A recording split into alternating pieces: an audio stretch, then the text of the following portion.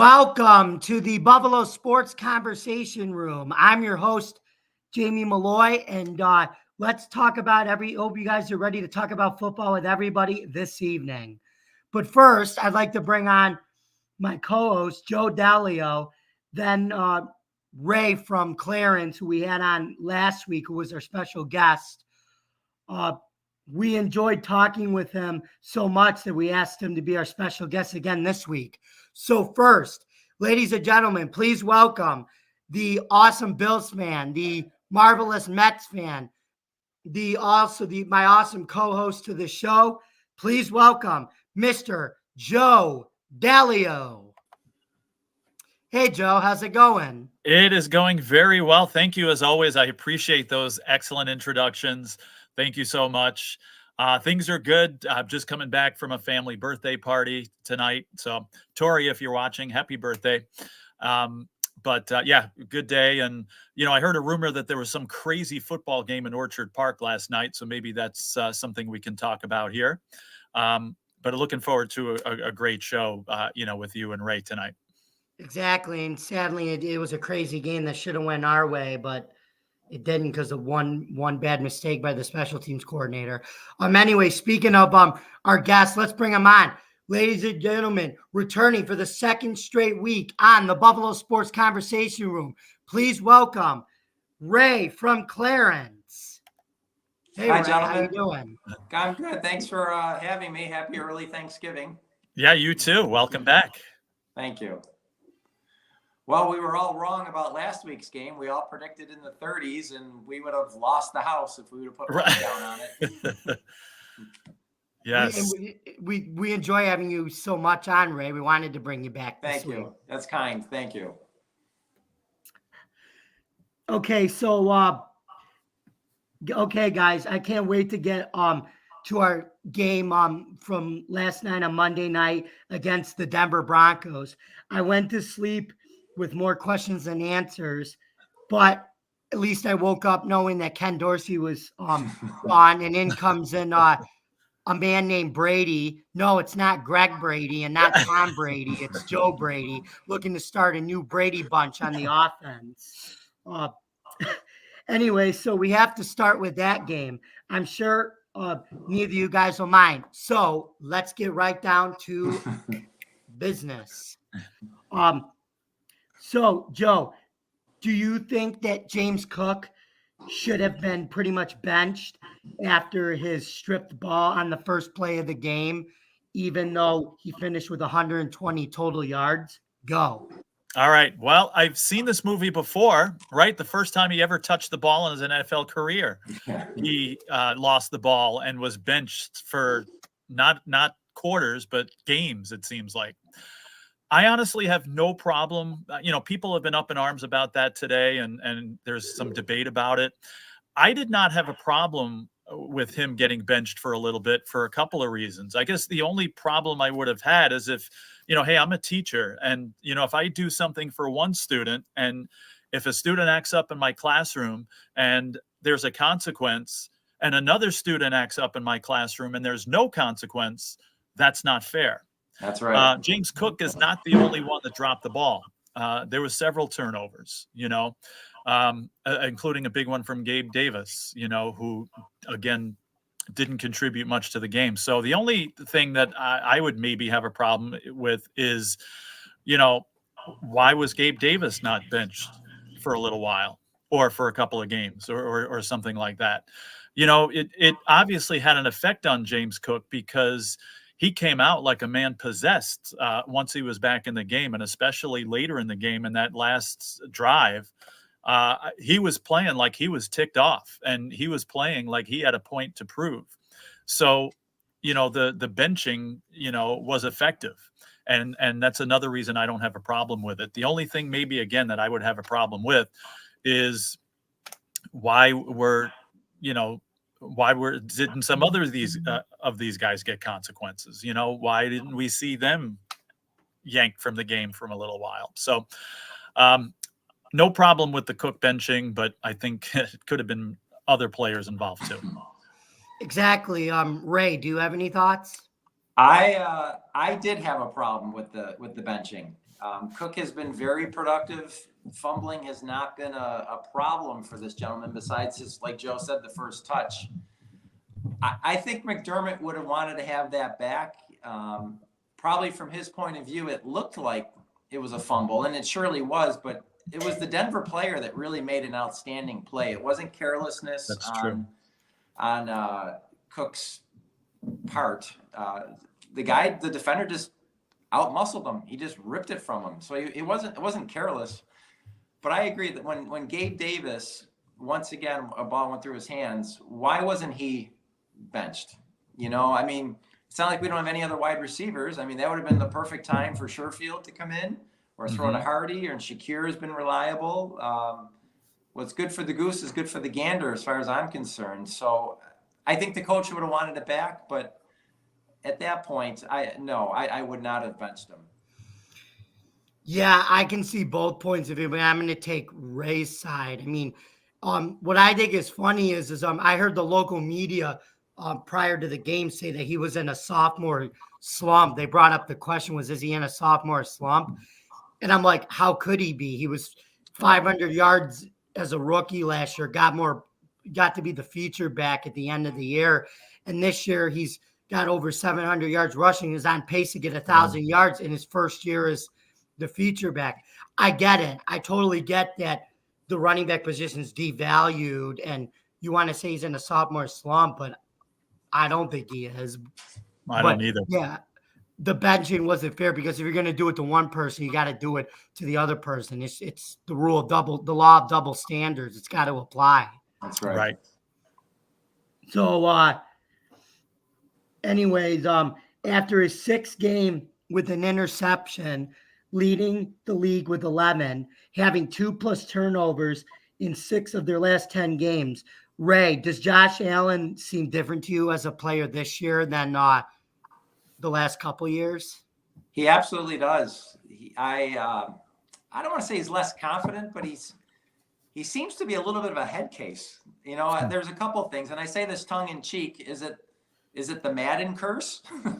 Where he was on the cover of the Madden game. Is it the commercials? Is it the popularity?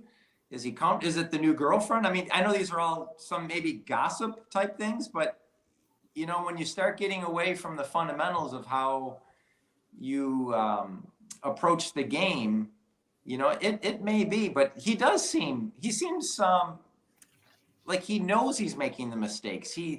I don't see the pizzazz when he throws it. Like it almost like he's double clutching a little bit. Like when he's throwing, like he's not sure what to do. On the interceptions, it seems like the receiver's turning a little bit the wrong way. Like there's no continuity. So I'd like to see him get in the face of his teammates a little bit more. Not in a bad way, but like the way Diggs does. Maybe he's never been that guy, but he does not seem like the same player. If he's going to throw the interceptions, I can live with that as long as he's got a 3-to-1 ratio with touchdowns. I don't like turnovers at all, but at least make up for it on the offensive end of it. I couldn't agree more with that. Joe, what do you think? Yeah, I agree with that too. I think if I had to make a decision, it is more of a confidence issue. I don't think it's an ability issue. He hasn't just all of a sudden lost the ability to throw the ball or run the ball effectively. It could be some of the factors Ray mentioned there, but I just, people are saying maybe his shoulder's not right. I don't necessarily buy that. I mean, it's been a long time since he got hurt. It was like a year ago that, he suffered that shoulder injury and that, but, I just think it's a confidence issue. And I don't know, again, we don't have the answers. Was it caused by bad play calling? Was it caused by just a few interceptions and then just, a fear of throwing more interceptions? We don't have answers to that. And again, everything that has been mentioned here, I agree with and say it could be as far as reasons for that. But, I just, something is not right. And I think it starts, in the mind. And I still believe that there's some kind of confidence issue that he strings together a few good games and plays like Josh Allen of a couple of years ago, then I think that confidence issue can go away quickly. But I honestly think that's, there's something mentally going on at this point right now. And I'm glad you mentioned the mental part too. And yeah, I think it's just the Bills are they're beating themselves with turnovers and things like that. And that's not all on Allen. The offense has got to start Right. playing like they were before and just imposing their will and just lighting up 30 points and destroying other teams. Exactly. Do you have any ideas on that? Anything going through your head as far as Allen is concerned? Maybe a cause or something going on? It's just a mental thing that they're going to have to snap. He's going to have to snap out of. And McDermott, I know, is a coach that can help him get out of and help this team snap out of that mentality too. And once they do, it's going to start clicking, I feel. Good. And the shame of it is, it's like a pressure cooker. Each game, now that they're at 500 and as they were approaching 500, the pressure is building and it's building, and it's like someone that's in debt and they don't have enough money to cover the bills. The pressure keeps building. It's like, what are you going to do? And just play. A win does everything. A win yesterday, as ugly as it would have been, and I still would have been aggravated, a win relieves pressure. When you're not winning, it compounds itself. That's so true. Exactly. When you're not winning, winning cures all ills, as I said that last week on this podcast too, I believe. And right now the Bills are, and I mean, hey, it's not pills that cure ills in this case. It's winning. So that's it. Victories. And my mom just chimed in and thinks Allen needs a haircut because I think he looks better short and hair, not long hair. I would agree. Yeah, ever since he got rid of that chocolate milk mustache, he hasn't played well. Maybe he needs to get that back or something. I don't know if you're going to talk about hair here. Right? A couple of years ago when he had that fake mustache, he was playing great. And now that it's gone, he's lost something. So you could have something there. Right. Exactly. So now, speaking of which, now that they've hired Joe Brady to become the interim OC, how do you think that it's going to change their offense? Joe, go ahead. All right. And I'm going to be honest with you. As we discussed this backstage, I'm not that familiar with Brady and his body of work. And I'll let you guys explain that in a little bit. I think, getting rid of Dorsey, I think we all knew it was inevitable.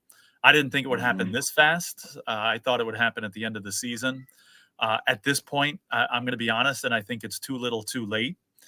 But I think, from what I've heard, from what you guys have told me, from the little that I know of Brady, I think, he could definitely take this offense in a positive direction. And, I'm not one of those that's going to say, hey, every offensive problem the Bills have is all Dorsey's fault. I totally do not believe that. Right.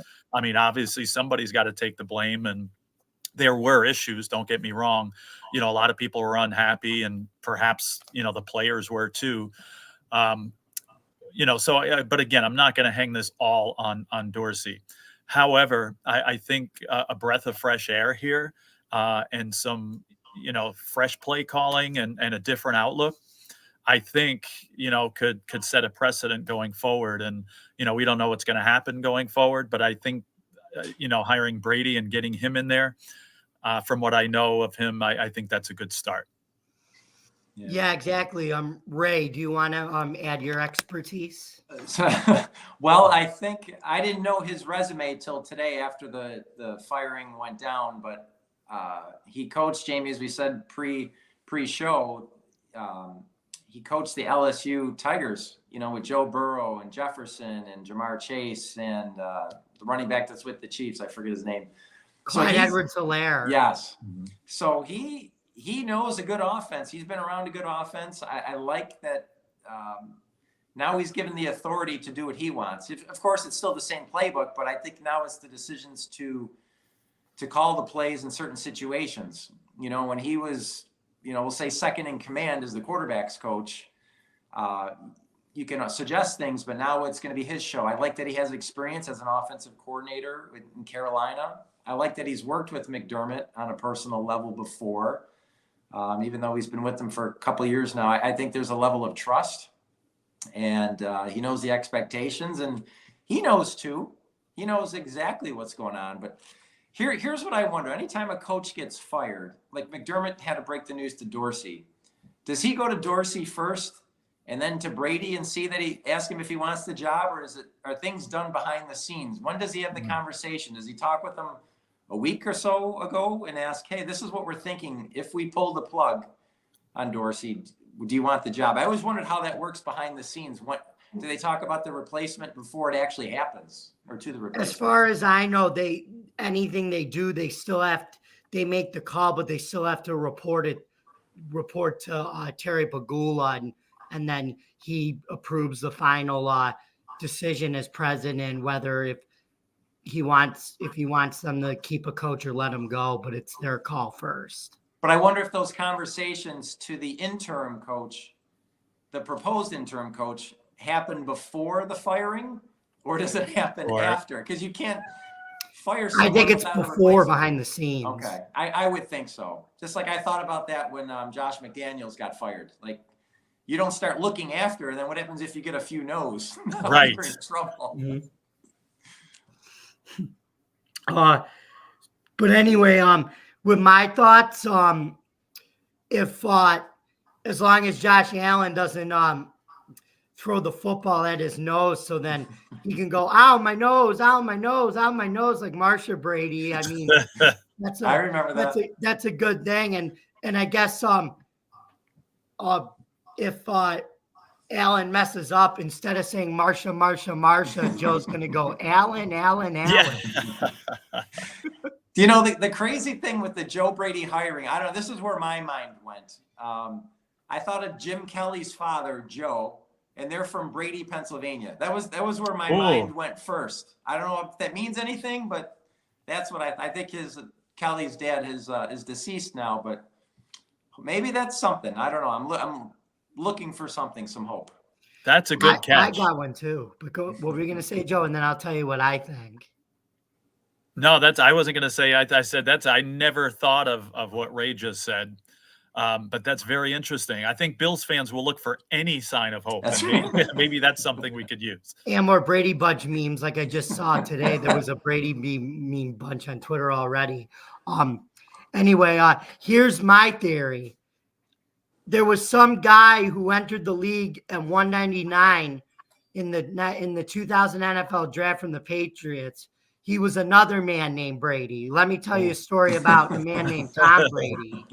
And no, he didn't raise three lovely girls. He raised himself to ended up being a Hall of Fame quarterback who won 7 Super Bowls in his career, 6 with the Patriots. Used to beat up on the Bills all the time. Now that he's retired and the Bills hire a different man named Brady, do we end up winning our first Super Bowl with a guy named Brady on our staff? How wild would that be? That would be crazy. It's worth all the pain and aggravation for it.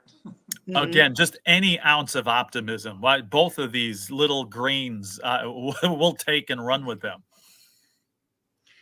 Exactly.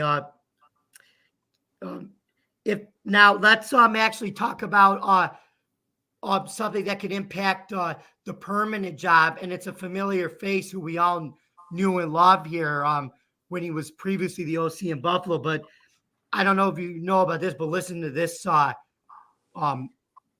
tidbit of news, guys.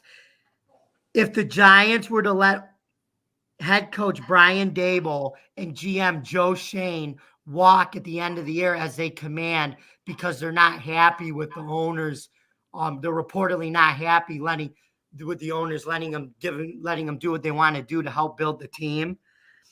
Do you think that Brandon Beane would have any interest in rehiring Daboll as offensive coordinator and also bringing back Joe Schoen as assistant GM back in their roles where I feel like they know they belong and want to help this team win the Super Bowl next year after they win it this year? So I'm going to ask you first, Ray, what do you think? I think absolutely they would bring Dable back. Now, I don't know, with the pride of NFL head coaches, they may want to see, if Dable gets another job somewhere else. But, Bill Belichick rehired Josh McDaniels after a stint and brought him back as the OC. I mean, who wouldn't want that? We had success.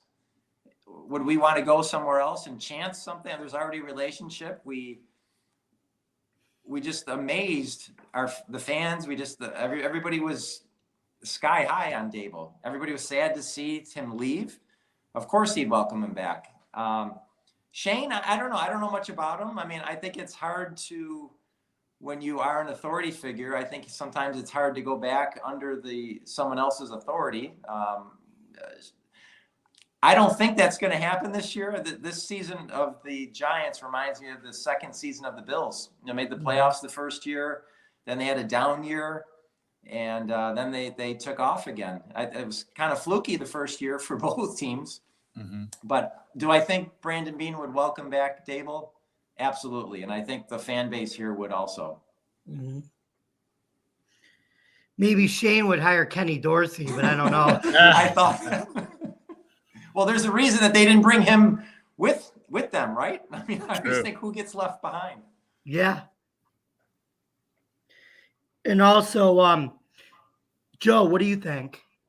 I completely agree. I don't think it's going to happen. I mean, as a fan, and I think Bill's management and everybody in Buffalo would welcome Brian Dable back with open arms. It's funny. I thought about that today. I said, wouldn't it be great to have that experience back as offensive coordinator? But I think we've talked about this, Jamie, exactly what Ray just said. The fact that, it mirrors what happened here in Buffalo. You get a playoff season, the first season, and then a step back. And we kind of called it in the beginning of the season that would happen. And again, in fact, a friend of mine, we had that discussion earlier today too.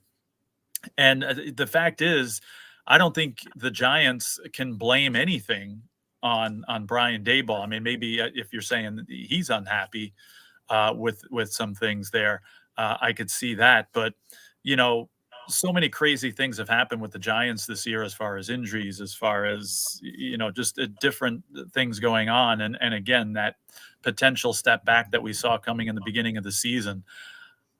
I don't think you could really blame Daboll for much of that, So Go ahead. Yeah. So I don't think I think they're going to give him another year in New York or New Jersey or wherever they play. Here's something though I'm going to throw out there. Would you dare see Brian Daboll not as the offensive coordinator, but would they go as far as head coach? I'm not starting rumors. I'm not saying this is going to happen. Wow. But that's an interesting question to throw out there too. I mean, how far out of the realm of possibility is that? Am I crazy even for saying that? Or is that possibly an inkling of a thought in somebody's head where it counts? I don't know. I think if anything, I don't know how it's going in Carolina with Reich. I can see Frank Reich coming here as offensive coordinator or as head coach, I think, before Daboll. I've been thinking of that. I know it's a lot of money. It's only in his first year and, a lousy record, and a lot of things would have to fall into place. But I could see that happening. If you want to keep the Carolina Bills going with a different guy, right? That's right. That at least would keep that continuity going, which is good. And we know him for the greatest comeback in NFL history and everything like that. So we know the guy. He knows Buffalo's his home, and he wants to return here someday, probably with a job, or settle here when he's done. Mm-hmm. But you know what Terry Pegula really likes is the more we get to know him or the more he speaks, he likes men of integrity. He has it with this hockey team, and he has it with this football team. And Frank Reich, being a Christian, is a man of integrity. So I think that we're getting way ahead, but it's fun to think about that. Right. He doesn't want a Rex Ryan type. He wants somebody that's got some order and integrity in his life. Well, yeah, he learned from that hire that those type of coaches don't work anymore. It's these culture guys. that's why his next hire was McDermott, and whatever his next hire is going to be, he's going to continue to hire those type of coaches. He's not going to go back to the Rex Ryan because he learned that. Right. Mm-hmm. But yeah, I do think I would like to see Dable come back as offensive coordinator. Head coach, I mean, no, but offensive coordinator, yes. I'd like to see Eric Bieniemy as a candidate for the offensive coordinating position too. But I was talking to this with a friend at the gym, and we think he's probably going to end up being the next coach of the Commanders because they think they're going to let Ron Rivera is not going to be back at the end of next year. So Eric Bieniemy might be a long shot, but I would like that too as OC maybe. Certainly. Can I throw one other name out that I think would be interesting? It's fun to think about. Go ahead. Leslie Frazier. How As would coach? that be? He was Frazier and Dable. defense, though. As head coach, you're saying? As a head coach, if something goes totally wrong with McDermott, our defense has improved even more this year, even with with a short bench and injuries. But just, these are things you think about as you drive around the day and how ironic things end up being.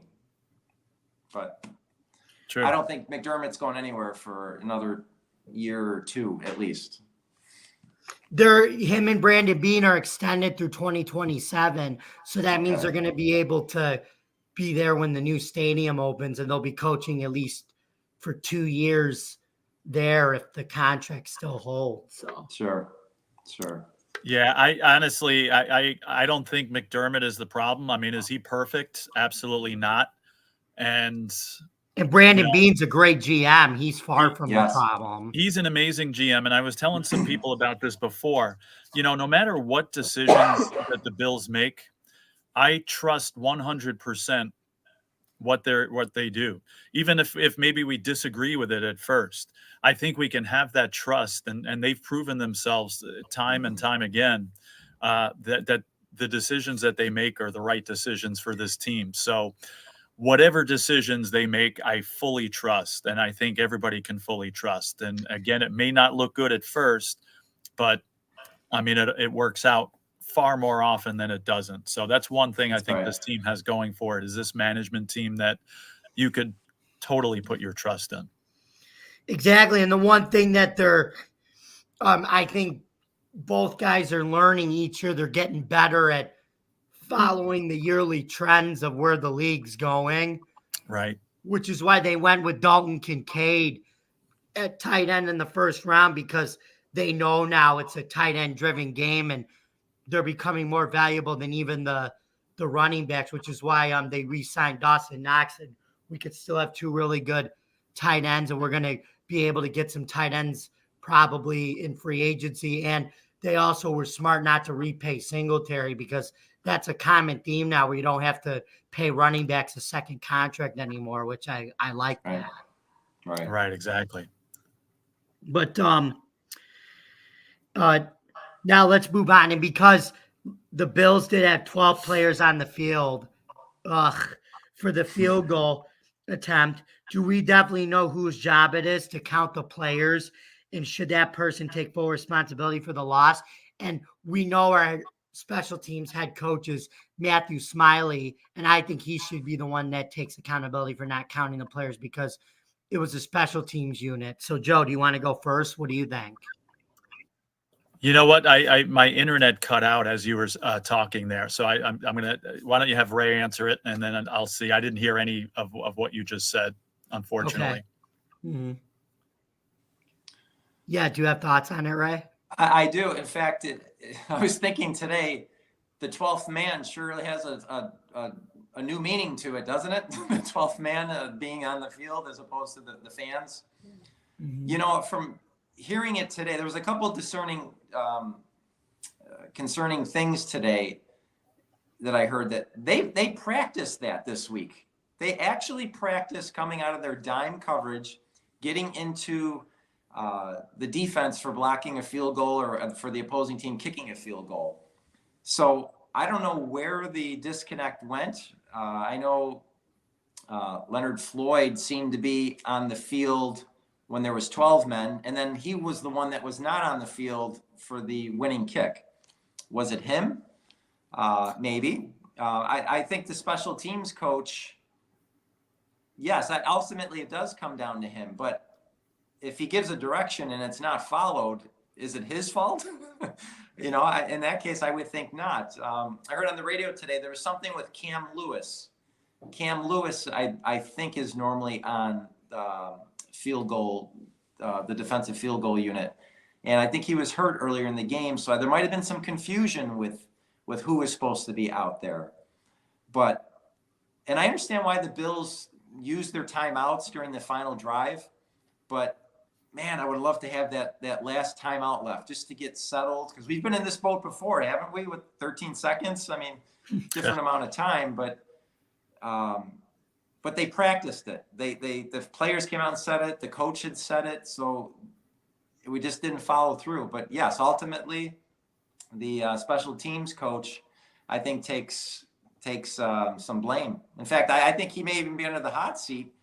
They kept kicking to the best and punting to the best return man in the game, and he accumulated a lot of yards. So there was some special teams issues yesterday too. And fortunately, their special teams missed 2 extra points that still kept us in the game. I mean, so special teams, we have really not gotten much besides out of Tyler Bass this year. But when those things happen, we got to make sure we are buttoned up in doing our part.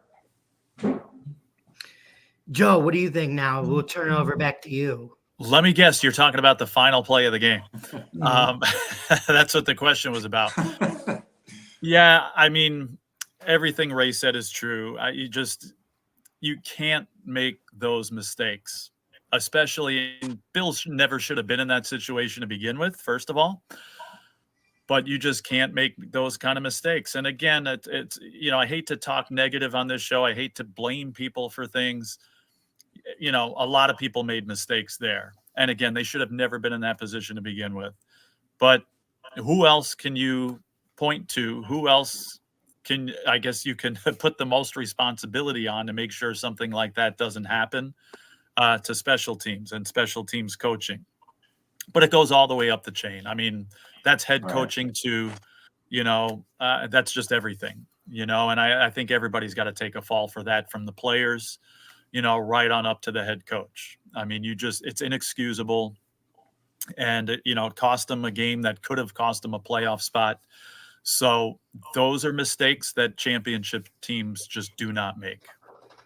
Or if they make them, they certainly don't make them. Correct. Exactly. I think everybody's responsible for that one. All of us, I think all of them take the blame for that one. You can't make that mistake. And when you make that mistake, it shows at the end of the game, and it ended up costing them three extra points for the Broncos, and a 22-21 win becomes a 24-22 loss last second.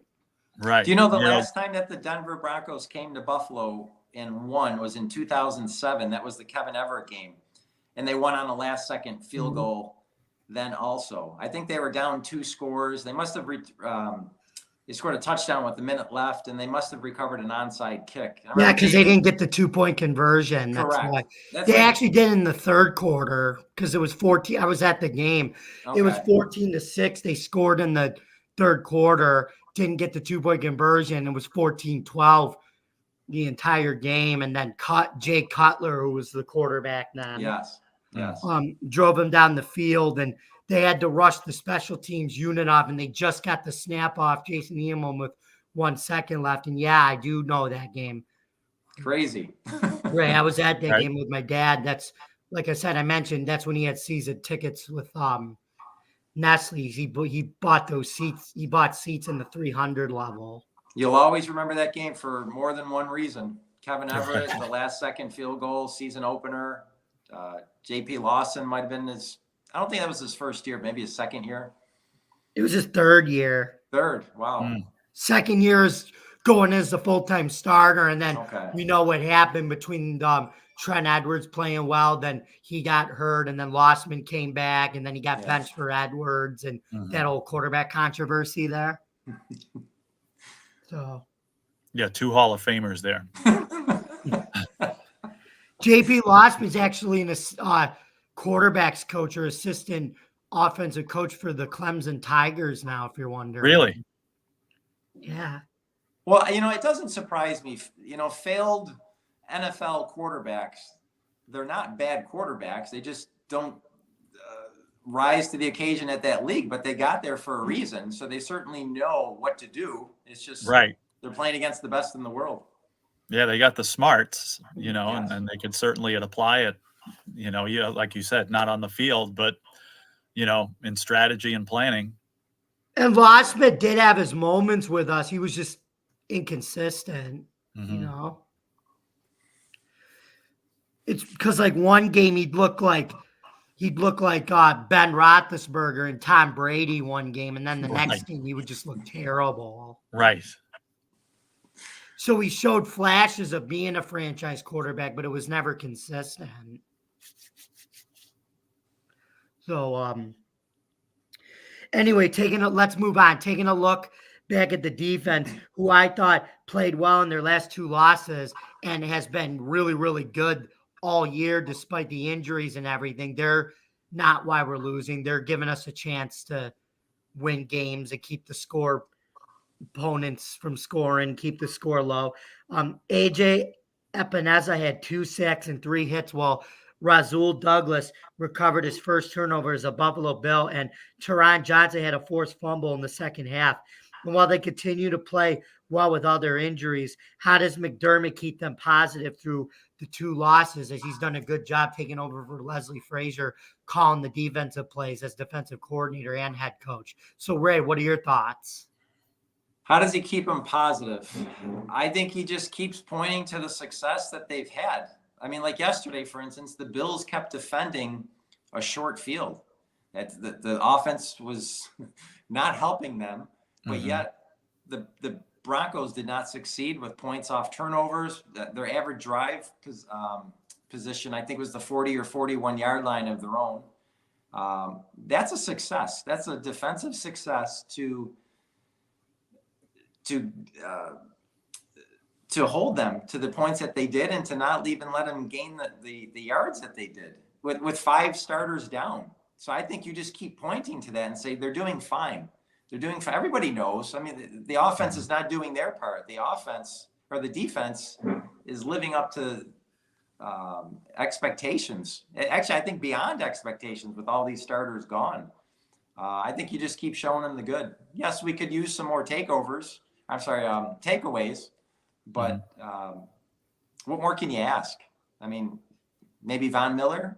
That would be I would ask for more of him to be seen. But I think they're doing great. We actually have 2 comments from somebody named Dolphins Thirsty. The one says, "Hey guys, how you?"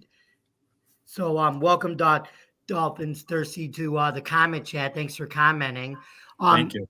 And the second one said, "Not here to troll." Well, thank you. That's nice that there's some Miami Dolphins fans that are respectful of us. So we appreciate that, Dolphins Thirsty.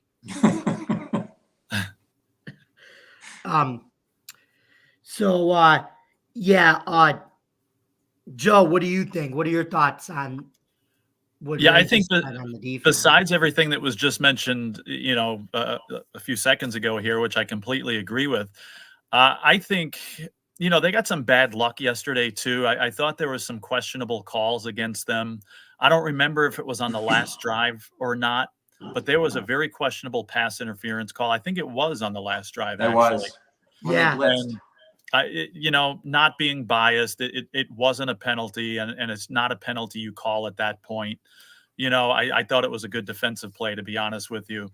I think the key is, and I think McDermott's doing a very good job of this, is keeping guys involved. It seems like every time a good play is made, it's somebody different. And I'm seeing a ton of different players out there, knowing their role and doing everything they can do to keep this defense afloat. And I think, I'm seeing, like I said, a wide variety of players out there, and each one seems to have their role, and each one seems to step up at some point during the game. And I think if McDermott can continue to do that, just keep everybody involved, like Ray said, keep things positive and send the message that again, considering the circumstances, they're doing a very good job. But I think again, keep everybody in there, give everybody some playing time, and keep everybody involved. And I think everybody has a stake, and everybody knows their role and plays it. And I think that kind of keeps the mental capacity as high as possible too. Good point. Yeah, exactly. And you know what? This kind of reminds me of 2003 with Greg Williams in his third year, and that would eventually be his last year with the Bills as head coach, where they had a dominant defense in the league, but their offense at the end of the year just disappeared after blowing out the Patriots and the Jaguars. So I kind of see some parallels with that right now. But yeah. Good point. Yeah, that's true. So anyway, let's not worry about this and talk about how they can move on. So how do you think the Bills recover from this week's loss and bounce back to play the Jets, who have already beaten them in the Meadowlands in overtime in the season opener back on September the 11th? How do they beat them next week? Joe, your ideas? You talk about looking forward. I think the only way to look forward is game by game, and the beginning of the year, we made our predictions and everything. And I predicted that the Bills would lose this game against the Jets. Now I've been wrong before. I predicted that they would lose that Patriots game. And then when we made our predictions on the show that week, I said, nope, they're just the way things are going. I'm going to pick the Bills to win now. And of course, the Patriots ended up winning. I'm going to kind of do that again. I feel bad for the Jets because they're playing a very angry and frustrated Buffalo Bills team. And a good point that was made on the radio, I was listening to a radio broadcast earlier too. They said it, not only football, but every sport, when a manager gets fired or when a coach gets fired, it's a wake-up call, and the players know that, again, it's not Ken Dorsey that's 100% reason that things are not going the way they should here with this Bills offense. I think every single one of those Bills offensive players and even defensive players looks in the mirror and says, you know what? We're partially responsible for this guy not being here anymore. It's a major wake-up call, and I think they really step up. And I think the Jets are going to run into a hornet's nest here. And I really think you're going to get a ticked-off, wide-awake Buffalo Bills team coming in here this week. Just like Katy Perry, I'm wide awake. Right. Anyway, Jets all okay. So Joe, this is your favorite segment of the week. And no, it's not the trivia. We're gonna get to that later. But this is the part of the segment where we all make our predictions for next week's game. Ray, do you want to go first? What do you think the final score is going to be? I've got to believe the Bills are going to win. I said last week that if they don't beat the Broncos, we are in trouble. And if we lose to the Jets, I know mathematically may not be that case, but season's over. We got, especially against an AFC, especially at home. So I think the Bills win. They don't have success against the Jets moving the ball, but I'm going to say it's going to be relatively low score. I'm going to say 22-16 Bills. Okay, Joe. All right. Now, this used to be my favorite part of the show, but since I've been wrong, it seems like more than I've been right. I'm a little nervous right now. I agree. I think it's going to be a little bit lower scoring. And I am going to say, again, as well as the Bills come out and play and a solid effort, and again, a ticked off team, I'm going to say Bills 24, Jets 14. Okay. I think this is another game where I think the offense comes out pumped up in the first game with Joe Brady. I think it's going to be a low scoring game still, but I think the defense still picks it up and holds a very inept Jets offense with Zach Wilson. So I think the Bills are going to win 20-13. Okay. All low scoring. Yep, and it's I attribute that to the Bills defense, or sorry, the Jets defense. The Yes. Bills have difficulty against the Jets defense, and even though again I think they're going to be determined, and we might see some different plays here, it's still an above average defense. So I think 24 is a decent amount to score against that defense, and we all know the Jets offense is below average. So I don't expect them to score many points. So I think that's why probably, you guys may agree that we're all kind of seeing lower scoring games here. Yes. I'm just looking to the under over is 40. So it seems like we're all pretty much right around that. What's the point spread as far as who are they predicting and how many points? The Bills Bills are 7-point favorites. So it All right, seems so like they're thinking like 23-17-ish then, the odds makers. yeah, pretty much 23, 24, 17. 24-17, somewhere in there. So, we all seem to have them winning by 7 or more. We're not responsible for any lost bets here. No, just kidding. But that's I really see that happening. I solid effort by the Bills. The Jets aren't going to lay down and die though, especially with that excellent defense. So, they'll keep it close, but I still see the Bills winning, 7 to 10 points. So we all agree that they bounce back in another low scoring game like the Bills have played recently, but more importantly, they get to 6-5 and are back over 500, which would be also a good divisional win and a nice revenge game from week 1. So now moving forward on to Coach Sean McDermott. We all know that he has been calling the plays for the defense, but he is the Buffalo Bills head coach. Ray, what do you think Sean McDermott's role as head coach has brought to the Bills' recession? I know we've said that it's not his fault at all, but I want to let you know. I know we're kind of regurgitating this again, but the defense has been wonderful.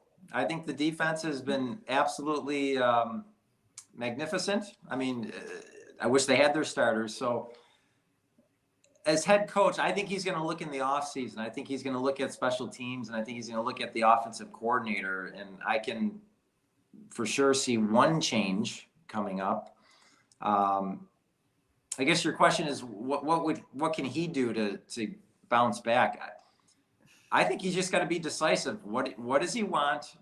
Not play any games. I wish he would just be more direct with the fans when he talks publicly, because you don't know if it's him that wants to do certain things or was it the offensive coordinator. I just like to hear him directly. He never speaks really directly. But I'm assuming he does that with his players, that he does speak directly to them. I think he just needs to remind them of the fundamentals. He's a very detailed man and coach, and I think he just needs to keep pressing that pedal. You don't give up. You just keep pushing and preaching to the choir that this is what needs to happen. You got to be focused. And I think I would go that far. I mean, he's got to be, he's not going to change. He's the same man, but I think he's open to growing. And I think he always talks about learning from his mistakes. And I think he needs to put himself under the fire to maintain that. Okay, Joe, your thoughts? Yeah, I mean, I'm not going to say that none of this is McDermott's fault. I mean, you're the head coach, and I think you have to take some responsibility. Certainly not all of it is his fault. And, again, we had questions in the beginning of the year, like how the defense was going to run with or was going to be with him running it.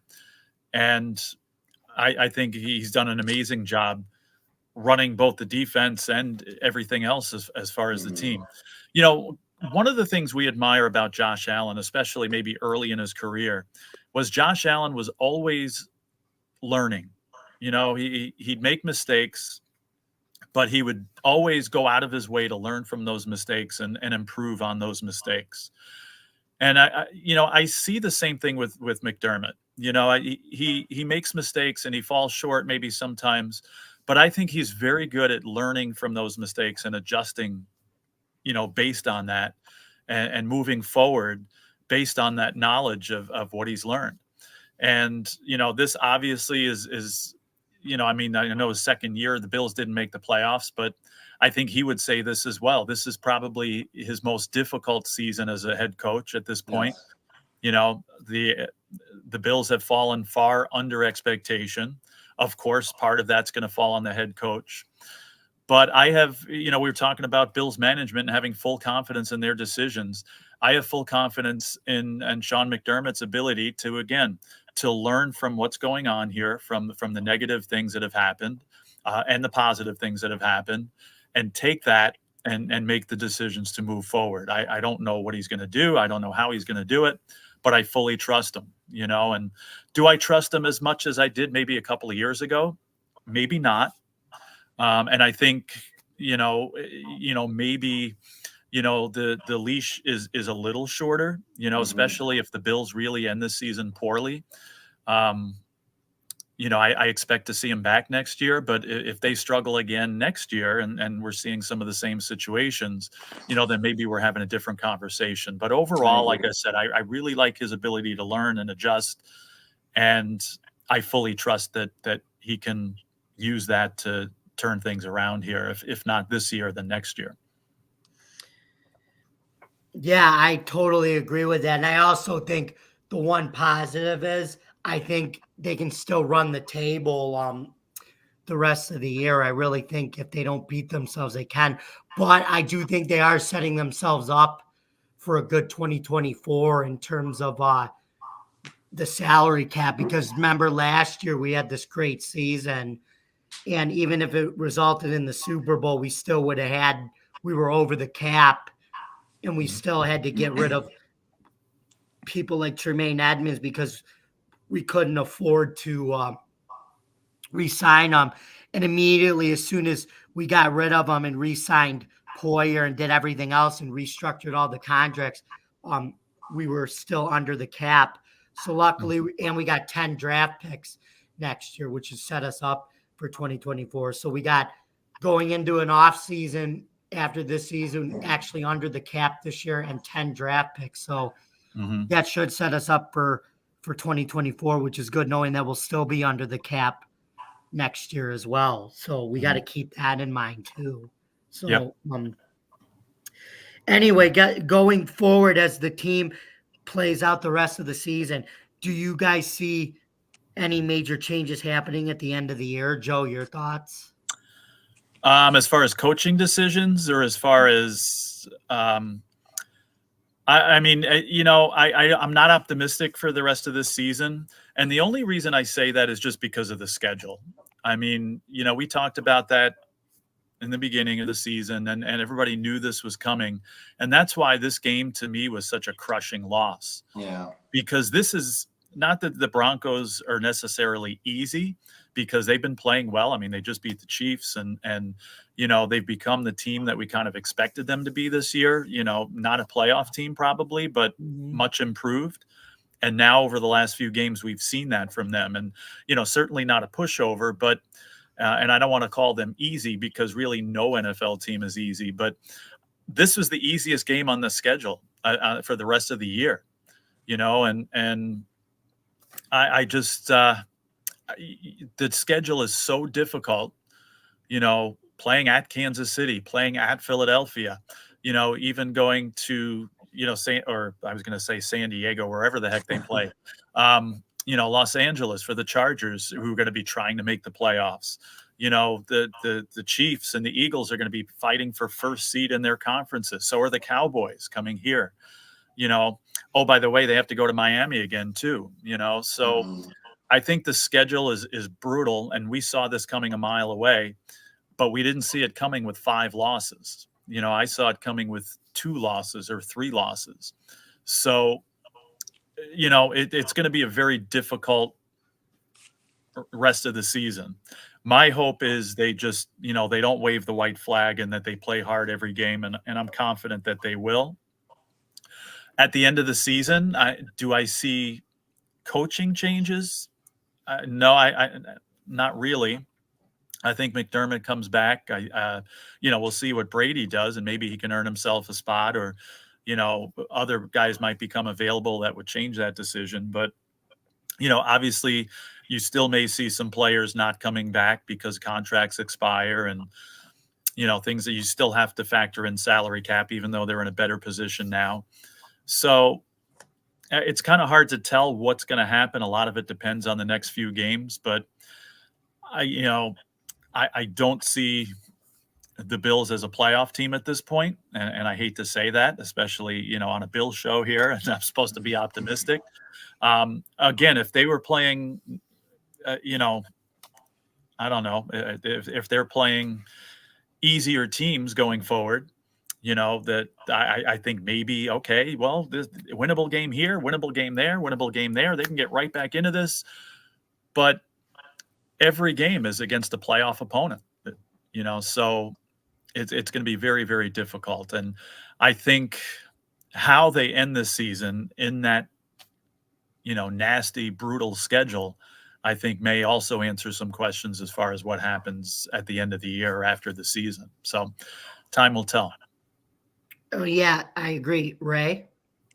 As far as major changes, I can foresee the special teams coach not coming back. And the reason why I say that, I point to the 13-second game against Kansas City. That coach was not brought back, and that was costly.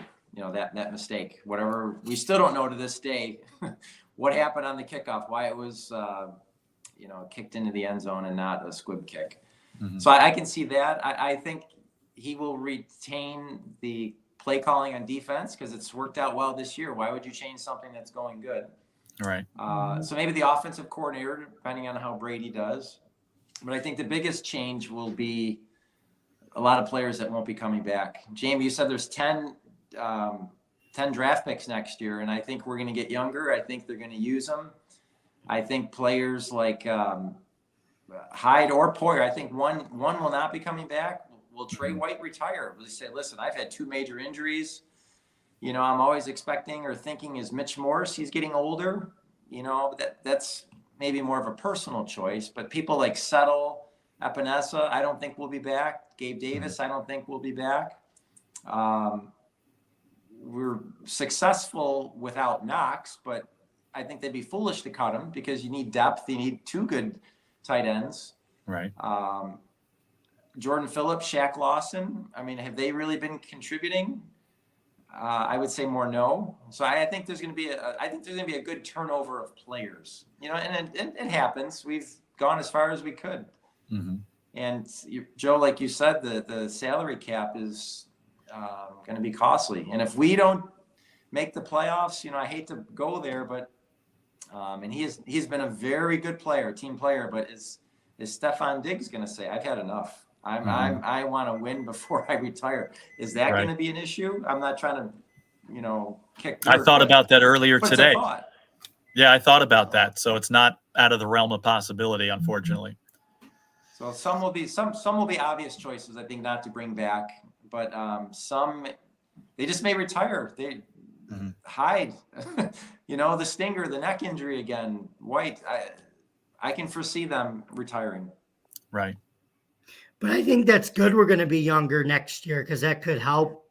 Yes, I agree. It'll help, I think, on both sides of the ball. I think it'll help with all these draft picks in our salary cap position. Mm-hmm. So guess what, guys? It is now that time in our show to ask our guest the question of the week. Ray, I know I haven't done this yet. This is a Taylor Swift reference. So guess what? Are you ready for it? I'm ready. Okay, so let's do this then. So here's your question, Ray. Can you guess who this NFL player was? He was on 2 different teams, a 2005 receiving leader, and had 8,000-yard seasons. Is it Anquan Bolden, Steve Smith Jr., Chad Ochocinco Johnson, or Larry Fitzgerald? Wow. They all can fall into that. 8 1,000-yard seasons. I'm going to say not Johnson. So the choice was Fitzgerald, Bolden. Who was the other one? The third one? Steve Smith Jr. Steve Smith. Oh, I'm gonna. You know what? I'm gonna say it's got to be one of the Cardinals wide receivers. I'm gonna go Larry Fitzgerald. Nope. Joe, do you want to take a turn? You in answering this? You know what? I was going to say Fitzgerald as well. I'll be honest with you. I would have guessed Fitzgerald. If not Fitzgerald, now I have my probabilities higher here. I would say Johnson. Sorry, guys, none of you got it right. The correct answer was Steve Smith. Wow. Okay. I won't admit that he was the last guy I would have chosen of that group. He was the last one. I didn't even think he was in Carolina for 8 years. And he's also the same guy that just recently on the NFL Network called out Jerry Jeudy to his face that he was just an average receiver. Yes. No, yeah, like I said, I would have guessed Fitzgerald first and Ocho Cinco. You know, as a Spanish teacher, I have no respect for him, but no, I would have guessed Fitzgerald first on that one too. So don't feel bad, Ray. Jamie, I'm 1-1 with your trivia, and you're 0-1 against me. Do we have time for you to maybe even the score? Yes, bring it on, baby. Okay. First of all, I was looking at it's an O.J. Simpson trivia question, which I came to find out the other day that there was a story that the Rams in 1976 were willing to trade all 12 of their picks to the Bills for O.J. Simpson, kind of like the Ricky Williams trade, but it didn't happen. So as we know, he was traded to the San Francisco 49ers in, I think it was 1978. So the point of the question is, as we know with trades, a trade can keep going and going and going for years, depending on what the draft picks were and who they were traded for and how the vine of the trade goes. So the question is, which player did O.J. Simpson's draft pick turn into later on in the Bills' NFL draft experience? Did that player end up being Jim Kelly, Thurman Thomas, Bruce Smith, or Eric Moulds? So from the O.J. Simpson trade, there was a series of picks that came their way, and those picks ended up being trades with other picks, and so down that vine of trading tree was the pick Jim Kelly, Thurman Thomas, Eric Moulds, or Bruce Smith? I'm going to say it's between Smith or Thomas. I'm actually going to say Thurman Thomas. Okay. Joe, do you have a thought?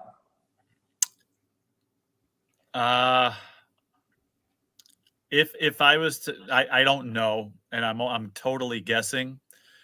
Thurman Thomas would have been my guess as well. It was Jim Kelly. Really? Ooh. When the Bills received compensation, I think it was like 5 draft picks. One of them was a first-round draft pick from San Francisco, which ended up being Tom Cousineau. He didn't want to play here. He ended up going to the Montreal, whatever they are in the CFL. Alouettes. Okay. So then he was still rights of the property of the Bills. So Cleveland ended up trading for him. They gave us their first round pick, which ended up being Jim Kelly in 1983. Wow. Oh, really? So from that's a pretty good trade. Joe Cribbs was one of the people, but then there was a bunch of no names that I didn't hear. Yeah, for those that don't know, now I've known Ray for a long time. Ray is very good at following those trails. I learn a lot from him because he'll always talk about stuff like that. Like, okay, you know, the Bills traded for a draft pick for this trade or whatever. Who was that draft pick? And he's very good at that. So it just keeps, it's a trail. It keeps going. I've learned a lot, not only in football, but all sports. You know, I've learned a lot from that. So just so people know, Ray's very good at that information. So Jamie, you're 0-2 on me, and I'm 1-1 with you. Okay, that's good. And I'm just glad I'm not getting these questions because I think I'd be 0 for whatever. 0 for 82, like 0 and 82, like the New Jersey Nets were trying to be every year before they moved to Brooklyn when they would only win like 9 games a year in 2008 or 2009. Right. Now I can't diss myself too much because I have gotten a few of these questions right, a couple of them Yes. anyway. So I'm not Yes. over, but they seem to be getting tougher and tougher as the weeks go on. I agree. Mm-hmm. Okay, well, it looks like we're coming to the end of our show, folks. So, Joe, where can we find you in this social media landscape as of this evening at 8:57 p.m. on the 14th of November in 2023? They could find me on Joe Dell Sports. That's my main, sports social media site there. So, not only posts about football, but some basketball, hockey, even some golf, and whatever you want to talk about, it's there. Awesome. Multi-sport Joe, we call you. Anyway, Ray, you don't have any social media, so tell this nice audience here where we can find you. I love to call in and talk radio, whether it's a Saturday afternoon or the morning show on WGR. I go by Ray and Clarence. I think Jeremy White and Joe DiBiase show. It's probably my favorite ones to call. They're the most level-headed and really respect what you have to say. Sometimes I call One Bills Live or the Extra Point Show with Sal Capaccio. Big fans of his also. Nice. That's awesome. So anyway, as always, you saved the best for last, not to brag, but I kind of am. So you can find me on Bills Chat 1 at Bills Mafia Chat and at Jamie Malloy, the unbiased journalist, at DJ Dog Tags, and also DefiantTakesFootball.com, where I write for Defiant Takes Football about the Bills, Syracuse football, and spring football. Thank you very much for listening. And remember, folks, Kenny Dorsey was finally let go. Joe Brady will hopefully fix the offense. No team should have 12 men on the field, but as one thing that's consistent, that's always on this show, and was the one thing that's always consistent, Chris Berman says, our favorite ESPN anchor and Bills Mafia fan, and it's true, nobody still circles the wagons like the Buffalo Bills. See you next time, folks. Good night. Have a good night.